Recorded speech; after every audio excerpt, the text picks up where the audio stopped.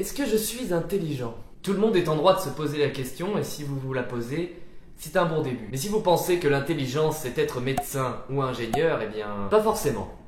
Allons voir pourquoi.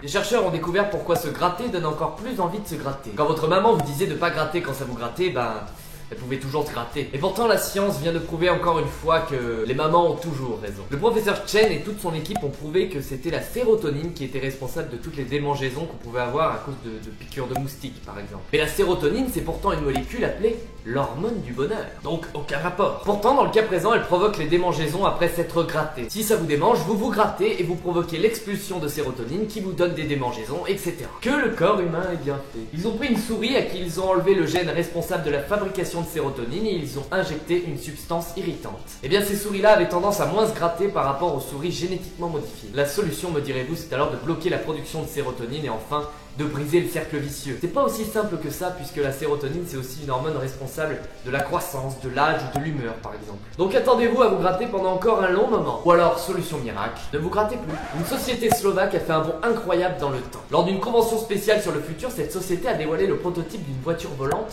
la plus aboutie à ce jour. Et tenez-vous bien puisque cette voiture serait viable pour une production en série. Calmons-nous quand même puisque aucune date ni aucun prix a été annoncé par la société. De plus, la bécane mesure 6 mètres.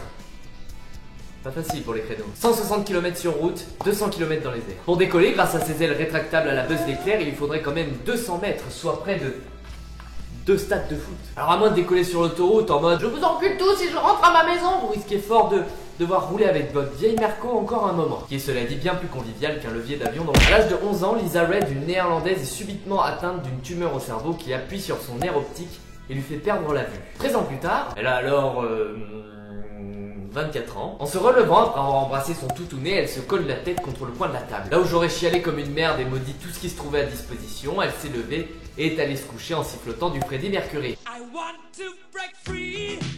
Sauf que ce choc va permettre une découverte fascinante puisque le lendemain matin en se levant, elle avait partiellement retrouvé la vue. Laissez tomber les extraterrestres les gars. Le choc a juste fait que la tumeur s'est déplacée et n'appuyait plus sur son nerf optique. De cette façon, un léger flux d'informations pouvait de nouveau circuler. C'est comme si vous vous asseyez sur un tuyau d'arrosage habillé en tumeur et que vous vous leviez d'un seul coup de son gros nerf optique. Néanmoins, c'est difficile pour les chercheurs d'en dégager un traitement efficace puisque toutes les données sont plus ou moins aléatoires. Rien n'est moins sûr, alors essayez. Encore. Et encore.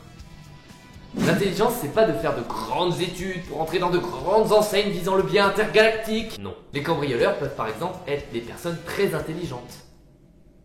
À condition de les nourrir régulièrement. 3 hommes ont été récemment interpellés dans le Val d'Oise pour avoir volé du jambon et de bière. La police a été avertie par des témoins de personnes au comportement louche. En se rendant sur place, ils ont constaté qu'une fenêtre était brisée et que le réfrigérateur était mystérieusement ouvert. Et que 2 hommes étaient tranquillement en train de se faire un bon repas des familles sur le trottoir d'en face. Ces gars vont quand même risquer la prison pour une bière et une tranche de jambon. Preuve que chez les intellectuels, il n'y a pas que des jambons.